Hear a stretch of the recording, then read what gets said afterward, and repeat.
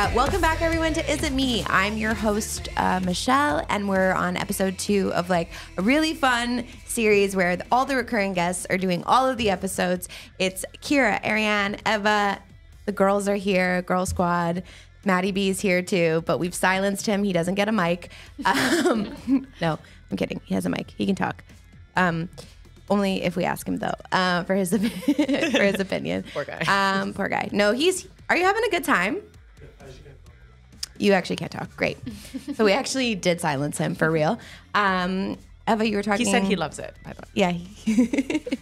Yeah. Eva we were just talking about something. We were just jumping into a pop culture moment. Yeah. I have been bombarded on TikTok today of Travis Kelce and Taylor Swift because she changed the lyrics to her song at her concert in Argentina. Okay. And people just lost their minds. And I'm a natural romantic, so low key, I'm like watching her like run off stage and like kiss him and hug him and like do all the things. And I'm like, I just can't help but feel like this is genius. Like, of course, she got the football player with the red lipstick. And like, how are all these girls getting videos of Travis Kelce like so close up to his face, being like, look how proud he is of her. Look how proud he is of her. Do you guys think that's weird or do you think it's romantic? Which part?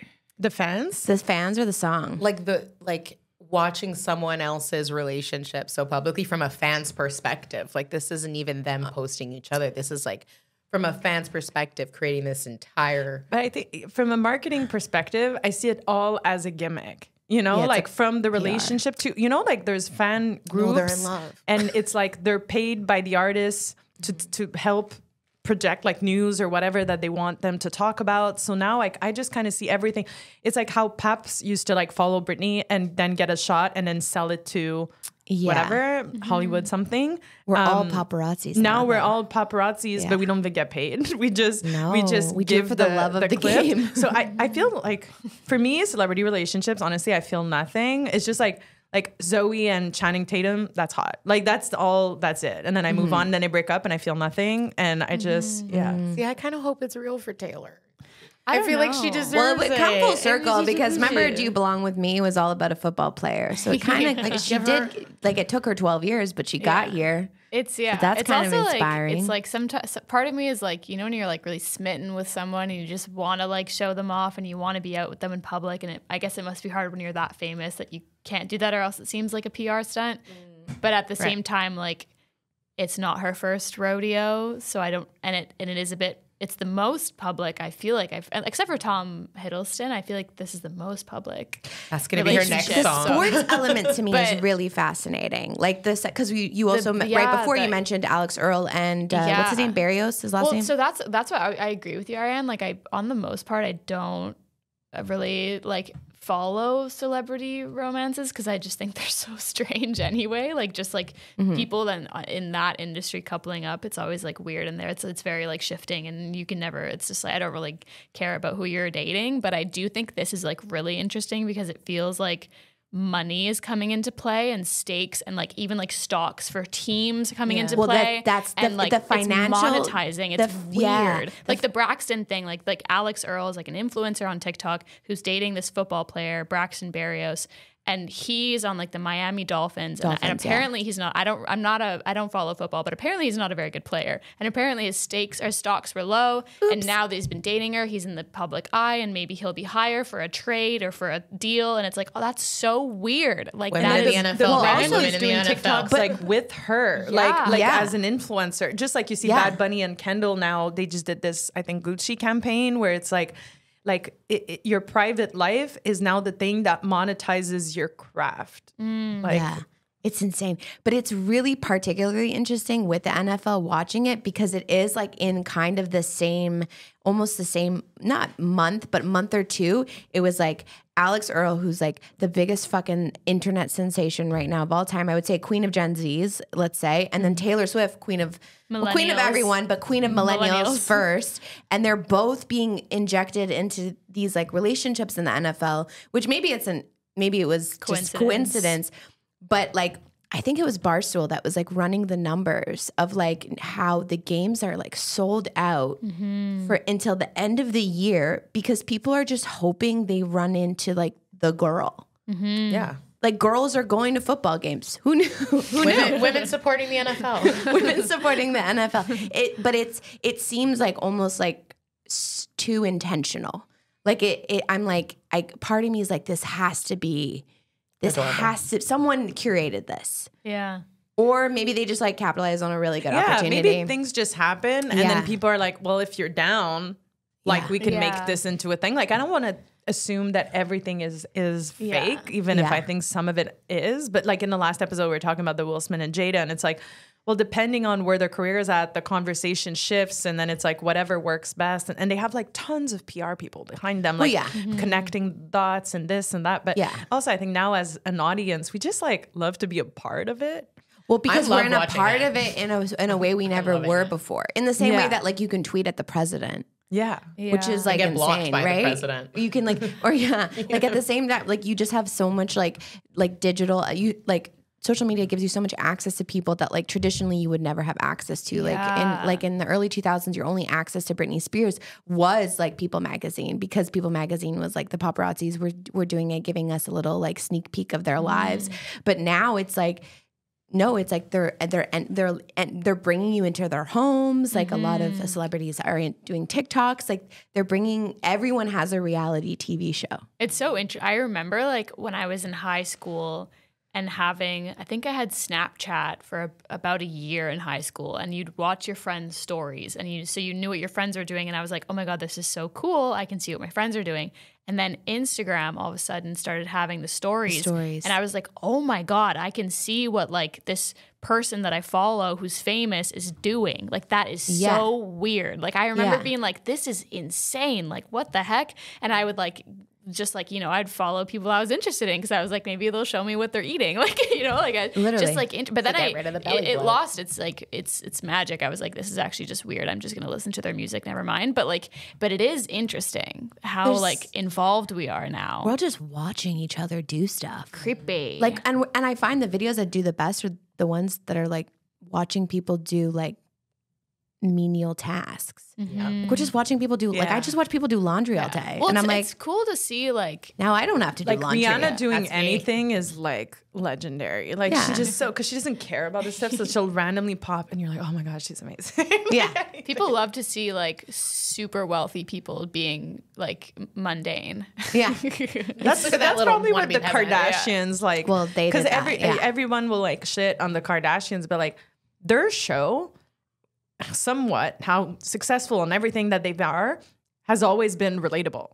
Because they have normal relationship problems, they have normal sibling fights. I mean, no, but there'll be some like when Scott like disses Kim for acting like she doesn't have money for something. Like there's an element of like, yeah, of course it's all controlled and whatnot, but they're the ones who understood how to let people in a way that's not completely disconnected. Like if you're watching MTV Cribs or something where like you're like, they're the most disconnected because there's definitely the most famous people in the world. But somehow you listen to one of them in the podcast or something and the things they're going to say are going to be relatable when you're like, I could not.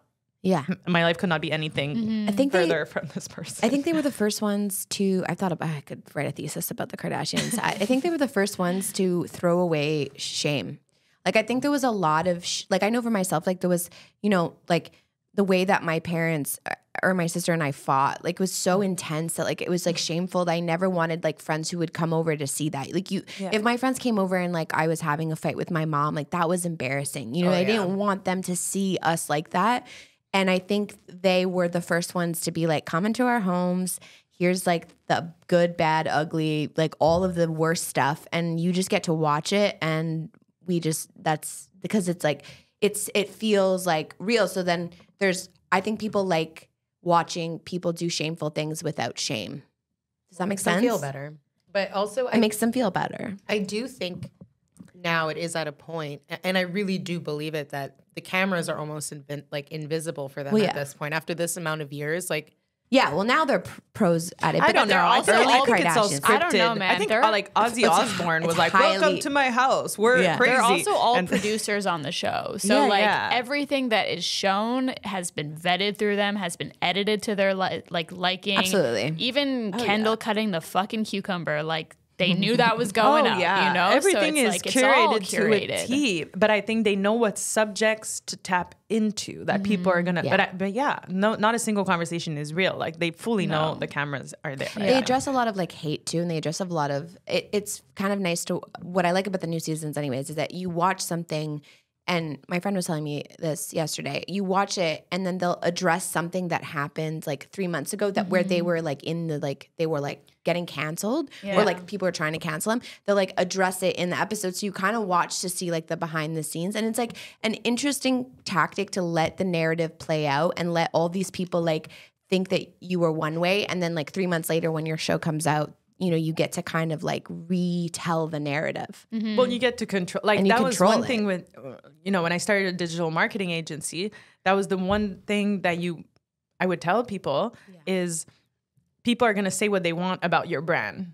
So it could be a lot of negative reviews or whatever. By you being on social, you get to control what people are saying, or not what people are saying, but at least have a voice in the conversation. You know? Yeah. Of course, they get to control in such a different way, but now this seems like obviously common sense, but like 10 years ago, no, like you wouldn't even consider, like why would a company have social? Yeah. Yeah. And it teaches you not to trust any fucking media outlet ever. Yeah. No one knows. Literally, like my biggest thing is that like when people sort of take opinions on celebrities' lives and their intimate lives and their personal lives and their professional lives, I'm like, at the end of the day, I will never know this person intimately. I will never know who they really are, how they really are, what they really are. I'm never going to know them on that level. And so like I don't need to have an opinion on their life. Like I can listen to their music, I can watch their shows, I can like take in their art, but like I don't fucking know them and I'm never going to know them. Yeah. And also people like at that level of fame, I think people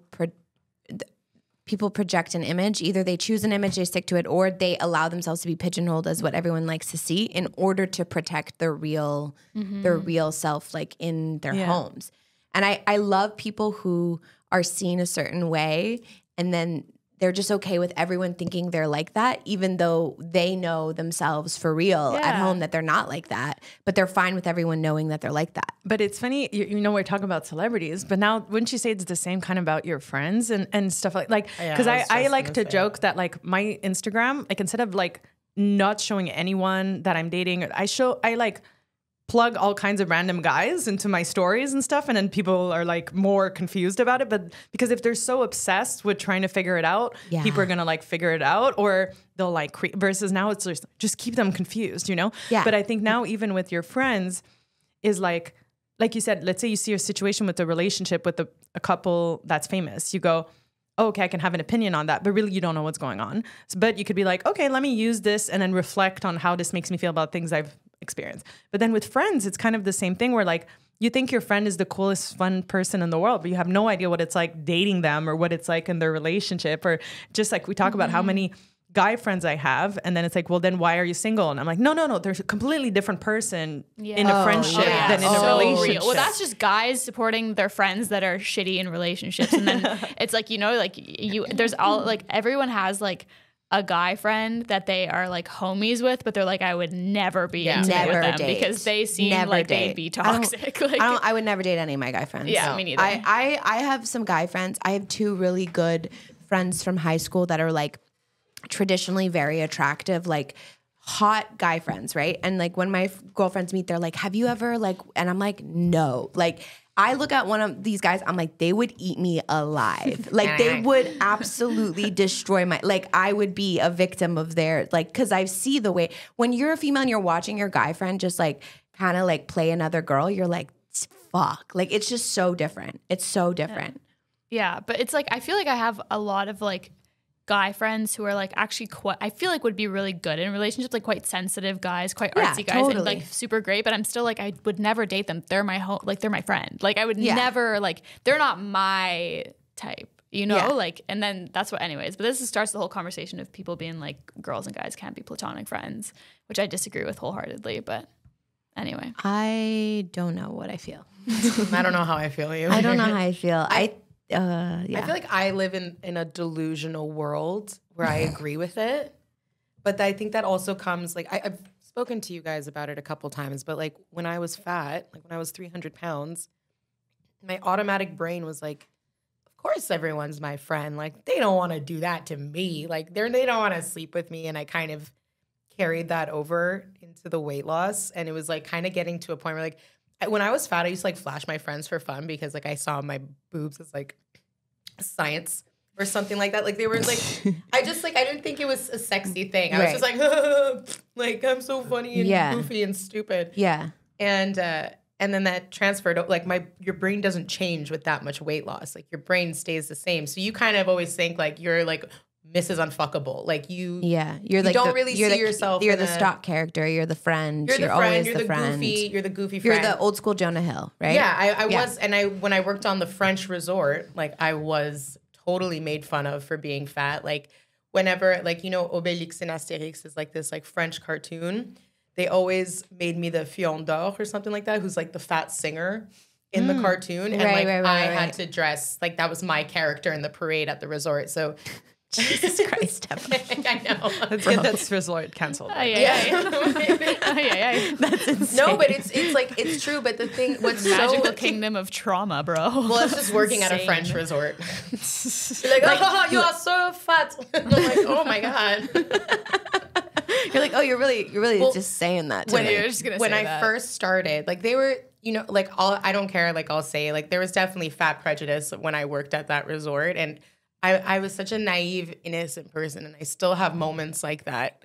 And I would get there, and when I was doing the first tour, I was working with this other girl who kind of looked at me, similar build, but like we were not the same person. And she was the manager of that area, and she was like, oh, like they'll make you a smoothie if you want one. It was my first week. I was like super excited. I was getting smoothies every morning. And then I get called into the office like a week in. I don't know what's going on. And I sit with my manager, Jérôme, and he's like, Eva, everyone is telling me that you are eating a lot of smoothies. And you're not allowed to eat smoothies. But I wasn't the one ordering smoothies every day at all. I had like maybe a coffee in the morning, a smoothie, but he's like, they are telling me that you're walking around the resort with a smoothie around you all the time. And I'm like, it's not me. And that's when I realized that he mistook me for the other brown fat girl. And I look at him and I'm like, Jérôme, can you do me a favor really quick? Can you just can you tell me how the wait staff described me to you? And he was like, short. And then he just does this with his hands. And I'm looking at him and I'm like, gotta chill. Bro, Jérôme? This guy, I was fully just like, shocked. And I'm like, no way. And I'm like, it wasn't me, stupid. I didn't say stupid. I was way too scared to get fired. I was like, sir, I get it. But it was the actual manager of that part of the village. And he just could not tell us apart. At all. But there's also something kind of awful about the fact that like, suddenly there's like him criticizing you on consumption, like any form of consumption, right? He's like, I can't believe you're eating all these deliciously healthy fruit smoothies. It's like walking around the resort with them, walking around the resort with them. But I don't know. Have you ever have you read Hunger by what's her face? Roxane Gay. No. Okay, it is a beautiful book. I will lend it to you. And it's her. She's like I don't really know what she considers. She's an author. She's a writer, but she's like also like a I guess not political figure, but she's on Twitter. So I just think anyone who has a Twitter following, I'm like, they're a political figure, right? She's a political figure. She's a political. She's the president. Basically in parliament. Yeah, she's the president. She has this book, and it's just a beautiful account of like her body, because she's, I think, over 500 pounds, but it all stems from like really awful trauma that happened in her childhood, and she just ate to protect herself because she was like really brutally assaulted by like multiple guys when she was like 12, and so she was like eating meant that I wasn't attracted to men anymore, so it was the safest thing for me to do.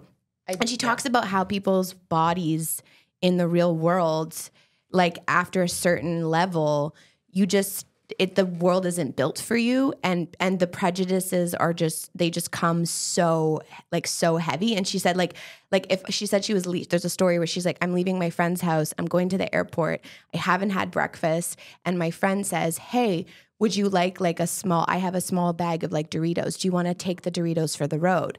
And she looked at her friend or I don't know, it was something. And she looked at her friend and she was like, I can't be seen eating that in public. Because if I'm seen eating that in public, it immediately makes my health, it's like there's a blame factor. Yeah. Right? It's a really big moment when you start to see the shift in how people treat you. Yeah. Because like I said, there was almost like this very innocent naiveness to me when I was big. Like I never actually registered that someone might be treating me poorly because of my weight or the fact that I was a woman. Like I was very kind of just like, I'm a funny, strong, I'm just a person. Yeah.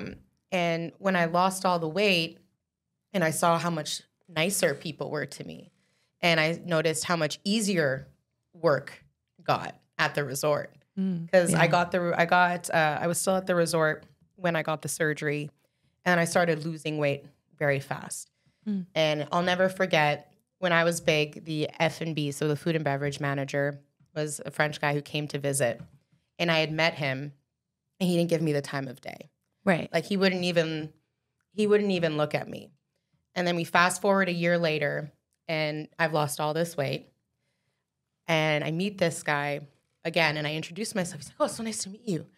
I'm blank. And I'm like, well, no, we've met before.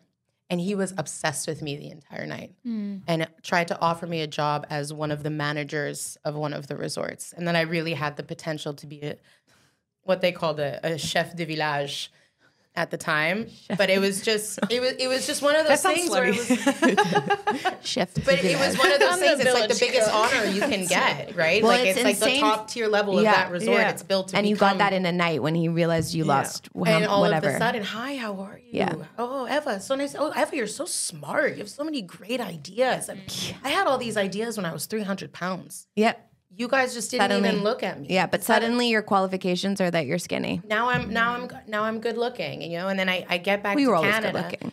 Yeah, but it's different. Like, especially when I came back onto the comedy scene at my lowest weight. Oh my gosh, the comments got flooded with those DMs, those it wasn't even open micers, DMs. It was just hungry weird. open micers. It was weird comments like, "Oh wow, you're looking really good. You're really looking really good, Eva. I mean, you were always good. You're always beautiful. You're always beautiful. Now you're just wow." And I'm like, "What?" I love when you lose weight and the guy's like, "Have you been like working out?" And you're like, "You're just calling me No, skinny." I just got a $13,000 surgery so I could live longer. But yeah, I've been working out. But it is. It's like a vulnerable thing. And all of your old material you have to scrap, because I totally started comedy as someone who was like, I'm so fat and I suck dick so well. Like, still true. Still suck dick great. Yeah. They always come back.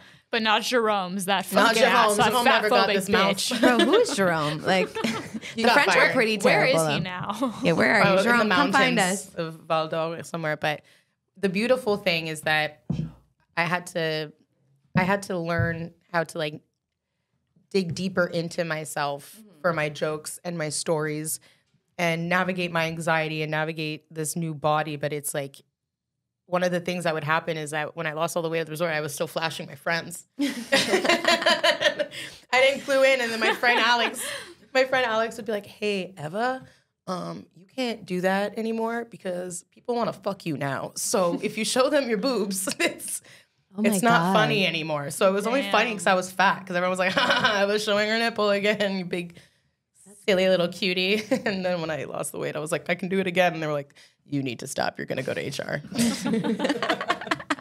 We're going to send you back to Canada. Yeah, the only time pretty girl or we're going to give you a promotion. Yeah. Yeah.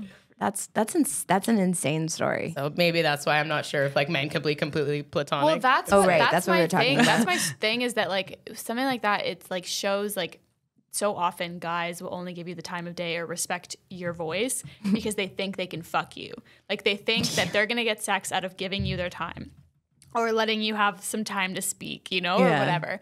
And I think like it's a testament to a good guy when he has a lot of platonic female friendships, because that means that he values women for more than sex. That means that he sees them as like equal humans, and he can have a relationship with them and share ideas with them and like build whatever like experiences with them, and not have it be like a romantic thing, and to just be like, yeah, it's just, she's just like, she's a cool, like my partner was telling me that like, well, I don't know if I would put this in, well, we'll see. It's not that intimate, but it's just, he was telling me that like a lot of the like more emotional conversations that he has in his life are with the women in his life, because that's just, they're just easier to talk to. He gets more out of them. Like, so it's like, I think it's hard because it is like so easy to be like, oh my God, but what if he wants to like date them? And you know, like you still put the poop spray on him. You're like, I'm still like a person. I still, you know, I'm you're still like, jealous. fuck man, that's an option too. Yeah. But it's nice to know, like, I think it's a testament to a guy's character if he's able to like do both. Yeah. You know what? Every time we talk about this, you always bring up this thing about, and that is an argument that I agree with. It is definitely a green flag if a guy has a lot of female friends that he relies on and talks to and views as people, period. No, absolutely. Because I feel, or even like I'll have guy friends who don't really have female friends, or they'll marry the girl that they're not friends with. And then they share things and we have conversations where I try to see her side always. Yeah. Always. And then I'm like, do you have these conversations with your partner? And it's like, no. And I'm like, well, that's the thing. Like when you put someone in a box and like, this is what you're here for, and that's not going to be good, you know? Yeah. And I'm someone that I do have a lot of guy friends, and not every guy is going to be comfortable with that, but then there's also clear boundaries, you know? It's like, Oh, of course. like I'm not a jealous person. So if a guy is making me jealous, he's making me jealous, you know? It's like there's an intention there that I can see the kind of friendship. There's no guy friends I'm messaging every single day nonstop, you know? Like it's like, yeah, there's boundaries like that, there's or like super- talking to someone else about something intimate that you guys should have talked about first, yeah. like shit like that, like. that's it. That's a I boundary. don't talk about specific sex things with them. Like there's definitely those boundaries that it's like, no, we never cross that. And therefore their wife isn't uncomfortable when I'm around or anything. Because I've had a girlfriend who was like, so I have 3 of my best friends are all like married with kids kind of thing.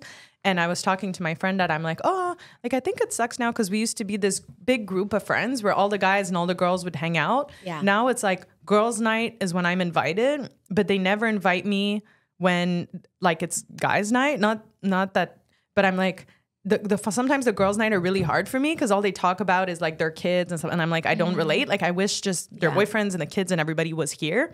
But I was saying it really just in a way of like, just the flow of the conversation makes me more comfortable. And then my friend was like, yeah, isn't it like fucking weird when all your friends don't want you around their husbands? And I was like, no, that's really not the case. And I told my friends that, they all started laughing. They're like, oh my God, if you were in the room with I would never worry about what's going on, you know? Yeah. And I think it's like vice versa. It's like when you start, I think it's almost a conversation to have with someone as soon as you start dating, because you don't want to end up isolating yourself with your partner. Like, I think it's important to have different voices in your life and different people Yeah. you can open up and get a second opinion on. Like, my guy friends, like one of my best guy friend, Mike, he's married, has kids, like we barely hug, you know, like that's our relationship. Yeah, no. But he's like, if you're about to break up with your boyfriend, call me first. Because he's like, I know it's some fucking nonsense thing that you have in your head. Like, he's like, let's talk it out first, you know? Ariane. And you're like, I just also feel like this is a conversation I keep I've had with you multiple times, and I've had with so many of my friends recently, because it's like this thing I keep seeing on TikTok where there's like a real like regression in feminism on TikTok where people, God, especially like Gen Z girls, like it'll be like a video of like a girl being like, I saw a video recently, it was a girl like, and she was sort of like sad because she's like, I grew up, I've had a best guy friend my whole life. We've been best friends for our whole lives. And he finally got his first girlfriend, and his girlfriend like iced me out. Like she told me I couldn't talk to him for a year. Like I can't come to his birthday, all this stuff. And she was like, that's fucked up and I'm sad. And all of the comments were like, team girlfriend, we're on the girlfriend side. It's a red flag. If a guy has a girl best friend, it's a red flag. Like immediately it's a blah, blah, blah. Yeah. And like, obviously there are nuances. Like I understand. And like, there is like, it can be like intimidating and there can be jealousy, but like, that's such a fucking regression in feminism for girls to be like, if a guy has a girl best friend, like that's a red flag because of course he wants to fuck her because that's the only thing girls are good for. Like that's dumb. Yeah. I Like, wouldn't you should touch be my able best to guy from see the like football. you should be able Yeah. to see that you're the guy that you want to be with can see women for more than just their fucking bodies, Yeah. and then B, the woman in his life as another woman, you should be able to see that she can offer him more than that. Also, and maybe she has a boyfriend, she and maybe should be she has on a your girlfriend, side. maybe she's queer, maybe she's like Yeah. not interested in him at all. Like Yeah. she should be a girl's girl, And she's Like, usually on her side. Like any guy Yeah. friend I have, they're come to me, like kind of the same thing as your friends, like call me before, he's going to give you the other perspective. I have so many guy friends, I'll talk shit out with them. And I'm always on the girlfriend's side. Like I'm Yeah. always Same. like Yeah. giving him, like, if anything, I'm giving him shit, being like, yeah, you no, you're an idiot. Like you should, Yeah. or like, okay, well, less aggressive. Like, oh, well, this is how she feels. And like being able to give the perspective to him so that he can kind of go and maybe see things differently and make different decisions. Yeah. And like that shit's free. So 'Cause, like bro- I want some girls in my corner. But I think the regression comes from, I think when I hear about that, I think that comes from a really really deep-seated belief that men will fall in love with girls that they're close with. yeah. And I can say that has happened to me quite a That's few happened to me times. too. That's happened. It's happened to But me you too. can get over it. I think Yeah. it's natural to get there. I think when you have any kind of like relationship with someone and let's say you're both straight and maybe you're like, I don't know, both attractive or attracted to each other, it's like a natural thing to be like, should we maybe date?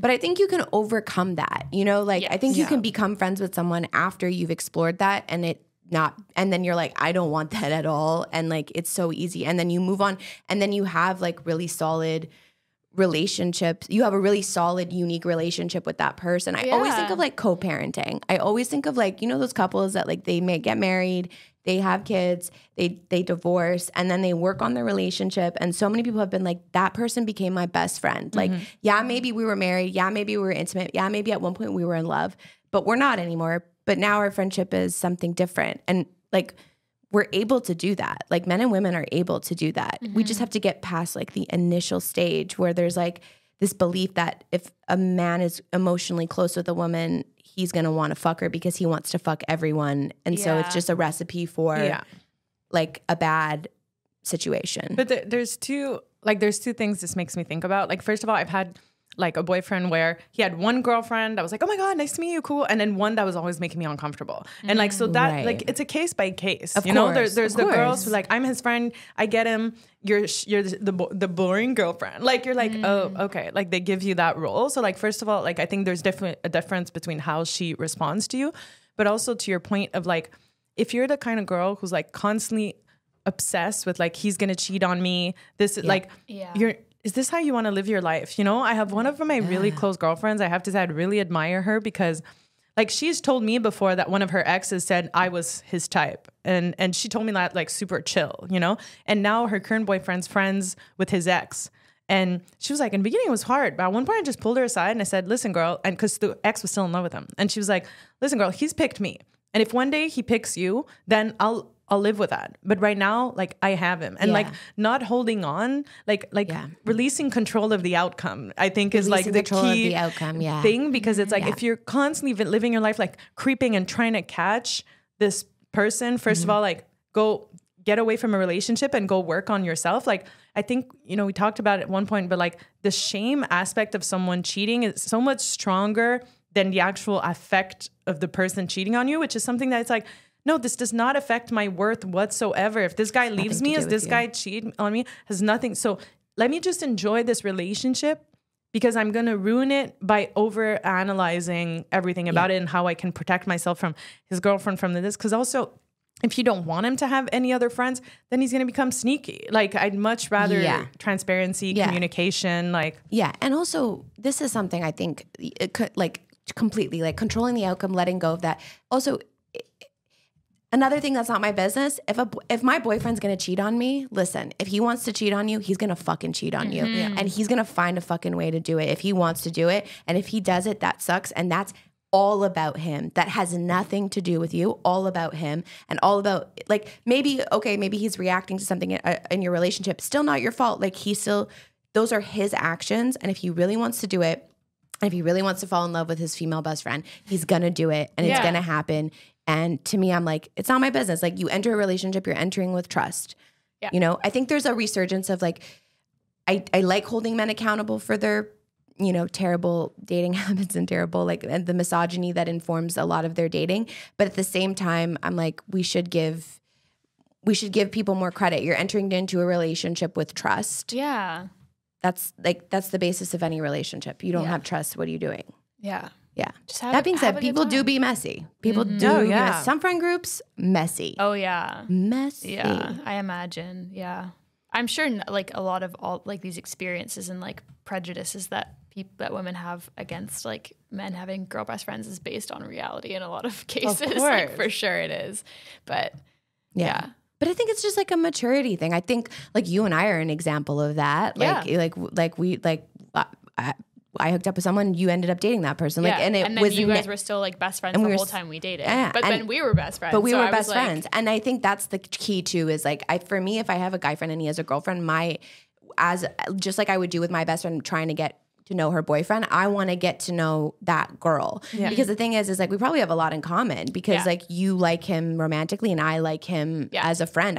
We both like being around this guy. So like, why is this a competition? I also think it's so important, like in a relationship, to listen to your gut and like what your beliefs are, and not get influenced by like the internet, social media, or like other people around you. Because I remember when I was dating that person, and you were best friends with them, and you guys would hang out a lot without me, but we would like it's vice versa. I'd hang out with you, I'd hang out with him. Like we were just like all friends, and I was never like jealous or weird about it at all, because I'm like, you were my friend first, you know? And like, and also like, you're a good person, he's a good person, it's going to be fine. But I remember my sister, like, love you, Dana. This is not against you. You didn't mean it. But it's like, at the time she had like a prejudice where she was like, oh, that's weird. And she would always be like, she'd make comments and be like, isn't it weird that they're hanging out without you? And I was always like, no. And like, I don't want to let that influence like, because but she's your sister and she's going to be, obviously she's going to be suspicious and she's going to want to be protective, of course. Because to her, like, obviously she had maybe a bad experience with that, and she was kind of like, that's kind of weird, watch out. And I was like, no, it's all good. And in the end, it was all good. Like, so you just need to trust yourself, even if it would have been bad, like there's nothing you could have done to prevent, like living your life in fear of disappointment is like how many girlfriends I'll hear, I won't let him go to Vegas. I'm like, have you been to Montreal? like he doesn't need to go to Vegas, like for anything, you know? Like it's like it's like either you look at the situation you're in, you're like, no, this makes me comfortable, and then something happens, then you're like, let me address that this doesn't make me comfortable, see what happens about it. But like if you're like putting up walls and trying to protect your relationship at all costs, like there's nothing you can do that's gonna make it good or bad. I literally I hate those like relationships that are more in like our parents' generation, where I feel like it's always like the husband is the child and the wife is his mom. That's like the dynamic is always like, she won't let me do this. You're 56, John. Like, get it together. Get it together. Like, grow a fucking pair. Grow up. I never want to be in a relationship where I'm like nagging my partner, or he's like treating me like I'm giving him permission to do things. Like, we're grown ass adults. Like, we're in this together. Like, let's be friends. Like, same thing. Like you should be friends first, partners. Yes. Like, you know, like, because or else it's just a weird ass dynamic. And then figure out your boundaries and figure out what you're comfortable with. And your boundaries, we learned this through Jonah Hill. We learned this through 2023 Jonah Hill, is that boundaries are not about controlling other people. However, if there's something like you said, like you've had, you mentioned that there was like a girl that maybe made you uncomfortable. At that point, you have a conversation with your boyfriend about it. And together you find something like a compromise that makes everyone feel like comfortable. You know what I mean? Like, but I love like what you just said about being the wife, or being like, it's crazy how like I'll be around a guy, we start dating, he treats me like, oh, this is a girl I admire, she's fucking dope, let me introduce her to everybody, and then we become a relationship, and it's like, put her in a cage, you know, she's my side passenger. Feels like a demotion sometimes. And I look at my girlfriends who like have had kids and everything, and like in the beginning they used to be like, oh, she's the girl we love to have at the party, and now it's like, she's the mom. And I think like I was listening to Shay Michelle, I think, on Call Her Daddy, and she was like,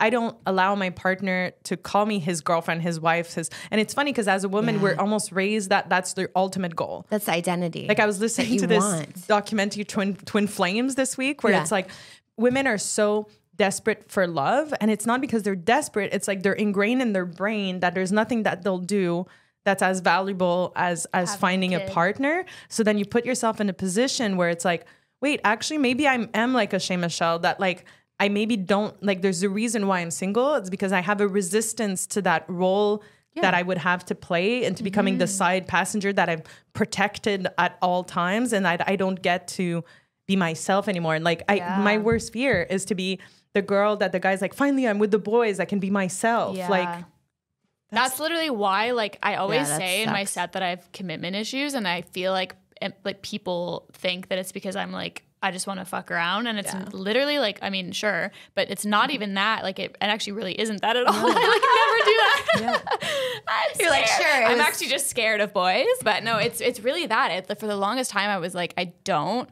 want to like I don't want my life to be dictated by a dude. Like, I don't want to like have my life decisions be dictated by a relationship. I don't want my future to be dictated by a relationship. I want to do whatever the fuck I want to do. I want to have this career. I want to have these goals, these ambitions. And if I date someone, great, but I'm fine without it. So I never got into serious relationships because to me, they were accessories. Like, and a relationship was like a thing that made my life better as I was moving on this trajectory, and it was great. And then if it made my life worse, boom, you're done. And now I'm in love, so it's different. But Yeah, now you're in love. now I'm fucked. But yeah, it's I'm still always, I have it in the back of my mind. I'm like, even when I'm smitten, it's so hard to just be like, no, you still have your goals, you still have your. No, but you can have both. hard. But it's like you can reminding have- yourself that you're whole. But I think what you said also earlier about the women constantly being the nag. Like, I remember a little while back there was people complaining about the Judd Apatow movies, which I love Judd Apatow so much. I love his movies. I find so relatable. But he's from a man's perspective. So it's like Leslie Mann always plays the woman who's like, are you going to get your shit together? Like, how, like we were talking about recently about the whole Summer House, Carl and Lindsay, just like basically just starting to ask the man, like, wait, so how are we going to make a living? You know, like, and I think when it comes to those gender roles, it goes both ways. We're like, okay, the guy decides, I want my wife to be at home. Okay, well, are you going to make 500,000 because it's really hard, like to make ends meet. So then the woman kind of becomes that role of the constant nag who needs to keep this house together. And that's like that's something I never, ever want to feel like that. In a lot of dynamics too, like sometimes I am very intentional about like not taking on even like in work settings, like not taking on too much. Like sometimes people will be like, oh, like we need to do this. And I'm like, okay, are you asking me to do it? Or do you need me? Like, am I going to show you how to do it? Like I'm not good at I had a friend who I used like to do everything. I had a friend who used to text me how long one time, how long do I cook chicken for? And I was like, That was Mike. yeah, that was Mike. And I was like, I literally answered back. I wrote, how long should I cook chicken for? Is the string of words you should put into Google to answer that question. Why do you think I have time to answer that? What the fuck? And there is like, but it's because we're socialized to be more responsible.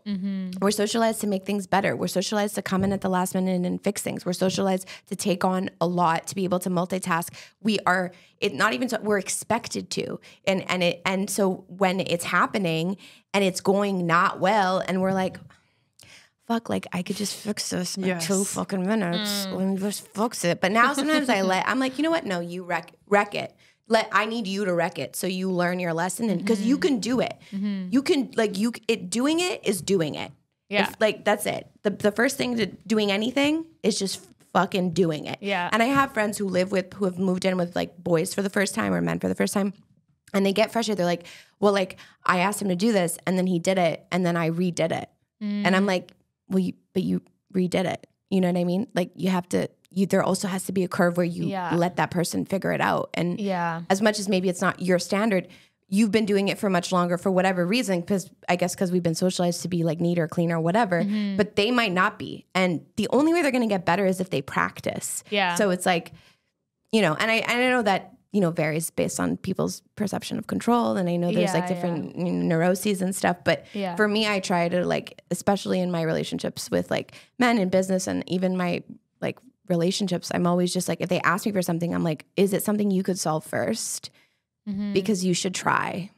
Just solve it yourself. Call your girlfriend bestie. Tell her to come show you how to clean that. Yeah. And even with my guy friends, I'm very like intentional about being like, I'm not your mom. I'm nobody's. I can't even fucking make my own bed. Why am I gonna make it? Why am I gonna fucking take care of yours? That's what I'm trying to lean into now. Is I feel like when I used to be so like independent, self-sufficient that I was like, I can do everything myself, so I'll just do it myself, or I'll show you how to do it the way I like it. But now I'm trying to lean into like being like more compromises, more like show me how you do it.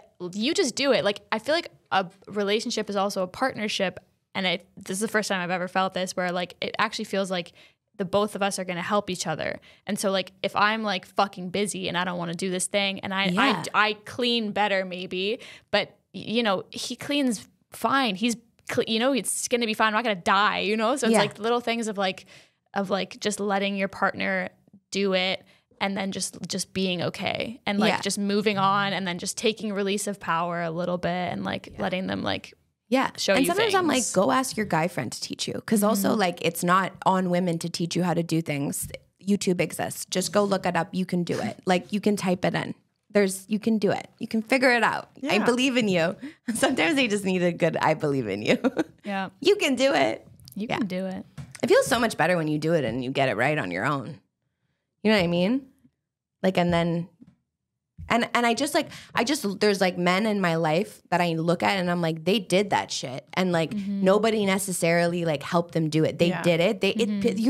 You're capable. Like you're very capable. Dating a guy who has lived alone, was like done things, versus a guy who like lives with their mom their whole life, or like always had roommates. Like a guy who's lived, I will say most of my guy friends that I can think of on top of my head who have lived alone for a while, they're actually extremely clean and like take care of their plants. If anything, it stresses me out when they come over, because I'm afraid they're gonna think I'm not as on point as they are. Oh yeah, totally. But it definitely makes a really, really big difference, because they've had to create that autonomy for themselves, you know? Yeah. And the same thing for a woman. The same thing. If you live in your parents' house and you're used to your dad or your mom doing everything for you, like that's not good. No, I think everyone should just know how to do like a lot of specific things. Everyone should be able to live alone. Like, everybody should be able to live alone. Yeah, like, it's so true. Like dating a guy that's been living alone for like years, and even like especially living alone single is like so awesome, because they like have their own rhythm, they get their own shit done. Also dating guys that do like manual labor as their job. Nice. That is a very plus. nice. A chef. That's a flex. A builder, you know, not like a fucking tech guy. What is he gonna do? It's crazy how the build my tables bed. have turned. Like all of a sudden now we want construction workers. Now like, we can want- you build now me we're a like fort? back I don't to- need your coding. Literally, Now I'm we're dating back a to chef, traditional he, like, makes sexism. me We're dinner. like- I'm like, oh my god, he's in the kitchen. I'm chilling. I just want a man who can build me a It's well. amazing. Yeah, no, it's so true. It's so interesting. Gender roles are like have evolved so much, and yet there is still like a pushback as well too. Like we were talking about this yesterday. I saw this girl, and she was similar to what you said about the comments being like girlfriend. Her whole thing, I forget her name. But it went so viral. It had like 5 million views, and she was like, "Don't go to college." She looked like at the camera. She's like, "If you're a girl, don't go to college. Take that money, take that 30K, go get a boob job." Like no man likes a woke bitch. Literally, she was like, "No man likes a woke bitch. Nobody likes a woke bitch. Go spend that money, make yourself look better. Go get married. Go move into the suburbs. You will be happy." Housewife shit. Housewife shit. So I'm just like, in my head, I'm like, oh, this is hilarious. Like, this is some, like, okay, cool. Like, let me check out the comments. Like, for sure, they're coming for her. All the comments. Girl speaks the truth. Never heard so much truth in my life. She's not wrong, though. Like, all this stuff. And I'm like, oh, so we're, like, Gen Zs they're so interesting. No, but I don't know if it's just Gen Z. That's a scary thing, because it's an algorithm thing. So Yeah. it's like whatever you want the truth to be, if you start watching that, then it becomes what the truth is around you. Yeah, like it's your don't perception. Yeah, Yeah, you start it, like, looking informs like just this everything. conversation we're having to us that seems like such common sense. Some people would listen to this and they go, like, They'd what be the like, heck are "That's you not talking woke about?" bitches. Yeah. These They're like- fucking woke There's like, assholes. we're not gonna, like, all the I comments are can't believe like, I had to listen to those bitches for 4 hours. These fucking bitches. These feminist fucks. yeah, but Yeah. it is like still like there is that presence, and I find Gen Z has done this thing where like they don't really care what men think about them, but at the same time they're like there's a trend of being like radically accepting that like men can like get you places financially and you can use them to your advantage to like get that bag and like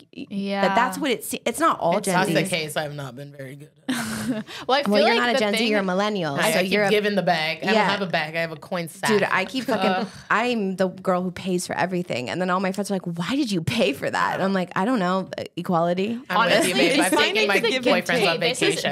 This is what I learned recently about that, and like, you know, hopefully my dad doesn't listen to this, but if you grew up where when someone gave you something, it was held over you, you then grow up to feel like you never want to owe anyone anything. You want to be the one that 100%. pays. You want to God. be the one that owes, that never, like, I don't want to owe anyone anything because I'm afraid if someone buys me, even like a boyfriend, like if a partner of mine like pays for dinner, I'm like, oh fuck, like now they're gonna gonna use think it I'm a against burden. you. They're gonna be like this financial burden on my ass, and Yeah. it's not. Like they're doing it out of the goodness of their heart. Yeah, but they like I to grew do up it. thinking if someone gives you a load of money, they love you, but also, hey, in 10 years they're gonna bring it right back. Yeah. They're gonna tell you, hey, remember when I did that? Well, Yeah. now Yeah. you better be thankful. Like, remember that chicken parm from 2 years ago? Yeah. Pay for that shit. Remember when I cleaned the house one time 6 months ago? Yeah. Don't you forget So it. it's like that's like it fucks you up and it makes you Yeah. scared to like ever really like let yourself be like pampered because you're like I'm gonna owe them so much. But I think it's like baby steps towards understanding, oh, this happened to me and this is how I feel. Like I need, like, I'm so happy I've created this safety for myself that I don't need anybody to be Yes. safe. Like in my day to day, I'm That's doing my great. goal. I don't need to, you know. That being said, I feel like I was like you were saying, where I would act, it ended up me asking from so little from others. And actually now I'm in a place where I want people, especially in dating, to want to be intentional about showing me that they care and actually, and it's like a little move. Like it's like your trigger, you want to bring up your wallet and you just hold it, you know? And it's slowly, you're like, no, actually I like to be treated. And I'm so far left that I'm never going to put myself in a position I'm putting myself in danger. I actually like am triggered by extremely rich men, especially when I can sense that, like I can do anything for you kind of energy that they think There's like, a trend. There is a you know? transactional. Exactly. It is transactional. There's the energy There there is. that As much as you get- completely feel. Yeah. It's kind of finding the balance between, no, I want to be taken care of, not financially, but like in general. I'm independent, whatever, because I've had to be strong, but I am sensitive. I want to be all these different parts of myself.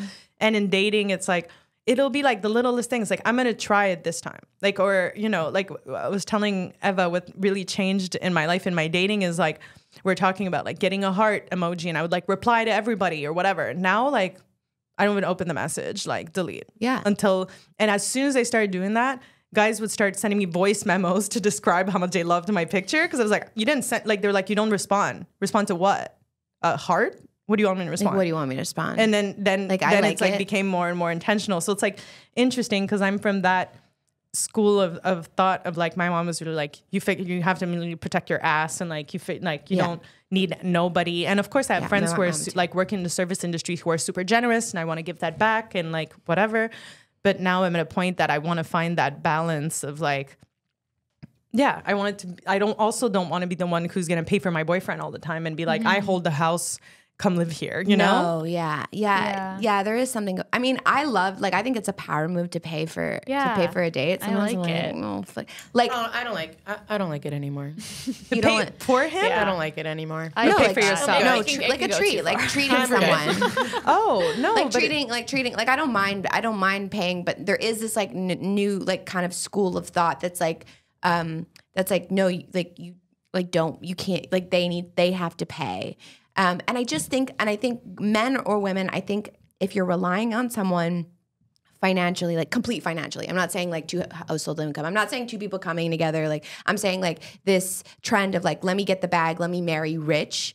Like it's a trend, like money was created for transactional purposes. It is the use of it. It is how we understand it. It is the context of money. So for me, I'm like, even, you said you're scared of these rich guys. There is an element of control because they're like, yeah, I'm going to take care of you financially, but then are they also taking care of you emotionally? Are they Yeah, I also don't taking know. care of you in other ways? Like, Yeah. and a lot of the time the deal is I pay for everything so I can do what I want. Or I pay for everything so you get to live in you live in a castle. Yeah. And I do what I want. And I just true. think that as much, even the most well-intentioned, like rich guy who's like, I really just like, it makes me happy to like give you things. And like my dad is the most generous guy in the world. And it is one of the most amazing qualities about him. And it's something that I get from him. He's so generous with everyone, like his friends, whatever, always has been, his time, everything.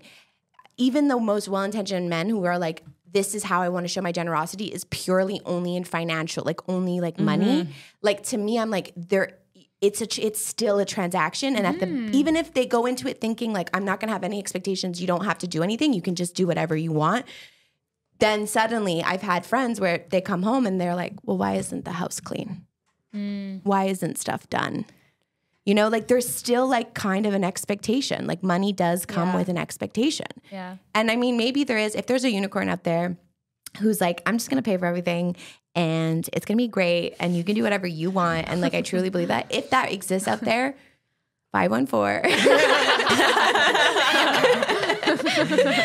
But I just don't know that it does. Yeah, that's why I don't think about money in relationships almost at all. Like obviously it's nice to be treated. I like to treat too. I like to pay, and if they pay, great.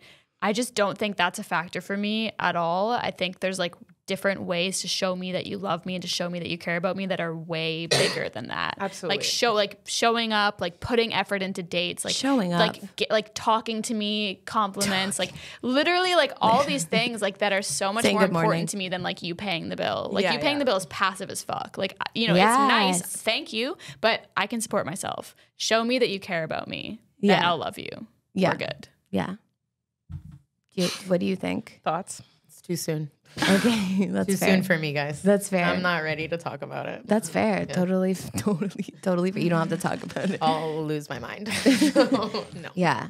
Yeah. I'm always like curious by this other school of thought because I guess it is coming up on my algorithm a lot and I've seen it a lot. And it's still being branded as feminist though, in a weird way. Is it those like housewife? Oh, yeah, that's moms what I was on gonna say, TikTok yeah, that are housewife. like It's not that. It's like, you know, sparkle, sprinkle, Sprinkle. It's like the sprinkle movement of it's like this. Treat myself. What is it? It's kind of like it's like Find a man it's like that'll make your own treat money. you. It's like my money is my money, but his money is my money. Oh. Like my man pays for me, but I more also like a make my dog own than money and I sprinkles. keep all my money and he pays for me. It's kind of like what I was saying, like the Gen Z, like use men for financial security. I would Still love make to your use a own man money. for I financial don't know. I security think if it's they're like- But I interested. just think I it's don't know. transactional. Yeah, I think maybe I'm just, I don't know, maybe I'm being too anti-sprinkle, but I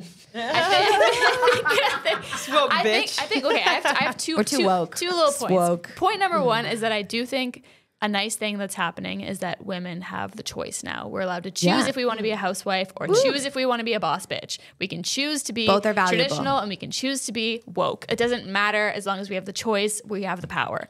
But I feel like there is like a scary movement with the Gen Zs where it's like, I don't think hating men is ever going to be useful. No. And I think we need to understand that like my whole brand. They obviously hobby, obviously but it's a really fun hobby. Okay, Honestly, it's so fun. you can reprimand and you can fucking scold them for shit and for history and for past, but I think like for this to be useful and like to work, like women need to like, if you're with someone, they need to be your fucking partner. Like you need to Yes. trust them and like Yeah. love them and not use them. And like that's such a shit dynamic to Vice be like, versa. And I'm vice using versa. this bitch for his money because historically, like of course there's so much trauma that we have like just as women, but like that's not a relationship. Yeah. You go. No, you go. You haven't said anything. I know. I've been so triggered the entire time. Oh, I'm so sorry. I'm like, feelings. I need to relax. Well, maybe because I'm coming out of a situation where I really was like the one pulling the sled most of the time. So I'm like a little bitter when it comes to these things. That's and fair. That's like right now I'm kind of scared of my perception because it's very fresh of my experience. And like, I don't know if I'm going to feel this way when it's posted, but I think that, especially a lot in my life, like I remember as a kid, like my parents were very, like you said, like financially supportive, but emotionally, like it wasn't really always there. And so I would feel bad like you when anyone would spend money on me because I had this like poor you mentality. And from young, like I always was like, well, if a guy's gonna treat me like a queen, I need to treat him like a king, like Right. all the time. Like he deserves the world just as much as I do, and I'm gonna be perfect, and I'm going to do everything I can to make it work. And sorry. Oh no. Ew. But I think that, like, in that sense, equality really is important because you don't want anyone taking the financial load, even if they don't have that much money, you know? Yeah. It's a stressful position. I will say that it is a stress. So I wouldn't say I think men suffered in the past too. I'm not saying that they didn't, you know, like with that stress, like that is a stress for sure. but it's like Can I say took stress it, one more time? I took it and I ran with it though. Like, and I would do anything and I would never get anything in return. And then, or it would feel that way, I'll say. And then you just get so like resentful. So I agree with the fact that like, yes, I could pay for everything. I can do this and I can take care of myself. But when you're in a long-term relationship and you're living with someone, that doesn't stand anymore. I'm sorry. Yeah, the rule book does I've lived change. with many men. I've had many relationships. To me, at this point, that shit doesn't matter. And I think what's really important looking back now is maybe they don't have a lot of money. Maybe they're not super, super rich. But you know what? You do need to find someone with drive. Yeah. Well, At that least was drive. Totally. And that you was know? my kind of like next point was like I also think the way you grew up informs how you view like security as well. Like I think in the last podcast we were talking about this, but like if you grew up really, really, really dirt poor and your only way out is to marry rich, I mean, that's a reality that I cannot comment on. Maybe that's the way that you take that on, and like there's nothing wrong with that. I did at all. However, I just don't think it should be the number one indicator because because if you are attracted to ambition, then you might just be attracted to a guy who is ambitious and good at what he does, and then the money kind of follows. You know, I would much rather be attracted to someone who has drive than, I mean, I date comedians, so like really, I think the brokest motherfuckers in the world, like, bro, like so. But a comedian is a perfect example of someone that like has so much ambition. That ambition is so attractive to me, and they're poor, you know. But if I wanted like a tech CEO or whatever software engineer, I do like software engineers also. Software engineers, like if I'm attracted to the ambition, and it comes with money, so it's like, you know what I mean? It's a win-win. It could work. It could work either way. I just think money shouldn't be the first thing or the main thing. Yeah. But it's Sorry, guys. you're doing it. No. You're doing it. Crying It's on a fine. podcast. No. Everybody cries. It didn't happen. But I it's- closed my eyes. I didn't see it. Yeah. No, but it's just one of those things where it's like, because it's like, it personally touches me when it comes to money. Like now I'm at a point in my life where like, no, I want to date someone who's taking care of themselves and is at a point in their life where they can support themselves. So I don't have to worry like how we're going to make hydro, how we're going to make rent, how we're going to be okay. Because in that sense of like the sprinkle, when you're stuck in your masculine for that long, you start neglecting yourself in ways that you didn't even think was possible. And I never knew about the whole masculine, feminine me neither. dynamic. I don't think thing I know where, a lot like, about it either. Too. It's essentially the theory, or I don't know what to call it, where, you know, women get very rigid in relationships or resentful or all of these things because they've been put into their masculine. So our cortisol levels raise and our hormone levels raise, and we're out of whack completely when we're not with the right person. Because the theory is that the right person is going to allow you to be softer, is going to allow you to not have to stress and not have to worry about everything, because you know, they have this quality about them that makes you feel like it's going to be okay, and then they act on it. And I always feel like I had that quality in my relationships, but I never really felt like I got it back. And I don't know if that's from like your own childhood trauma of your, like, I always had my mom, I don't know about you guys, but my mom used to always be like, do you want to see the grocery bill? do you want to see how much this cost Yeah, us? my dad would do that. Do you want to know what we spend? Do you really want to know how much money we have? I'm like, you And made me, bitch. The fuck? I'm like, I didn't ask to be here. Like, I'm going to go on my road. Y'all fucked. No, but and I I'm think here. because you're just saying like I think it's something about when you leave a relationship, there's some introspection there, and then sometimes we're just really hard on ourselves because we're like, how did I allow this to get to this place, and do I not love myself in a way that I'm deserving?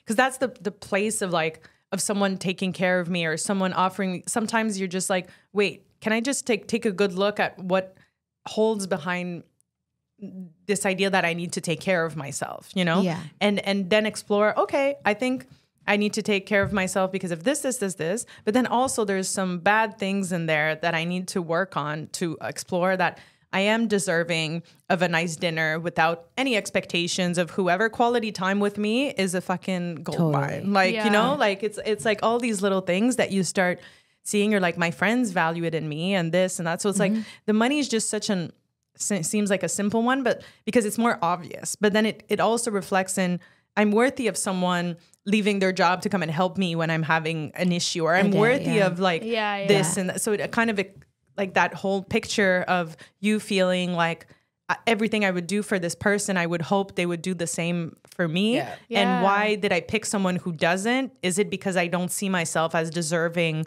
of that kind of love? So that's it could be because they did at first and then they drop off. Also, like that happens. That's also, a lot that too. plateaus too. I think like that's my motto now, is like the soft girl shit, and like I've been in relationships that made my life more stressful, and that's the worst. And I just have no tolerance for that anymore. And I'm like, the worst. a relationship should make your life easier. You're going from one person to two. You're going from this task can like you're split. having like, you're you should stress. double like, your emotional you should labor. not double your emotional labor. So it should be like, I would love the idea of being with someone that takes stress off of you and makes you softer. Like that's so nice. I have one of my girlfriend mentors, and she has this line, and it's like, I'll only have you if you're sweeter than my solitude. And I think that's like, I've learned to love being alone. I absolutely love being alone. I take such good care of myself. Like I didn't grow up in a calm house. Like it's like I've had to teach myself how to create a safe space and this and that. Now I've created it. But then it's funny because sometimes like I'll meet a partner and like I have a checklist. They'll be like checking everything. They're you know, they're like, they're meditating, they're doing this, they take care of themselves. And then all of a sudden you're like, oh, they're working on becoming this person, but they're not there yet. And then I'll want to break up, and then they'll be like, well, you don't give me a chance or whatever. And I'm like, I'm not saying you're bad. I'm saying not bad, I've figured out where I'm at right now and what I'm looking for. And we're not it right now. Like, just like I'm someone like, I don't drink alcohol. So sometimes I'll go on a date with a guy and I could tell he's really interested in me, but I could sense he loves to party in a way that like he won't show up the next day because he's hungover. Yeah. And I'm like, I've been there. It's fun. There's nothing wrong with that. Nothing wrong. Live your era. But it's absolutely not what I'm looking for. And I'm not trying to adapt myself to every guy I kind of have a crush on. Nice. Like I'm just to learn that. I'm just straight up like, oh, okay, I got to meet this person. This is cool. But let me go back to what I'm looking for and what I think I'm deserving of at this point. That's what I'm. But to your point, it does happen. And I say it's like I'm single, but also I'm super okay with it. Yeah. Because every single person I've dated since has been like so much of an up level from the partner that I had before. You know? Totally. Kiwi, what's on your list? What's like top 3? Yeah, we'll end with that because we got to wrap up. Okay. But this was such a like good. Damn, this was a good one. Oh my God. Or just like 2 things or 3 things on your list. You said meditation. And start it like so you could do it, so you can clip it. Start with like my top 3 things. Oh my God, but now you're putting so much pressure on me. Okay, so my top 3 things is like a good communicator. Yep.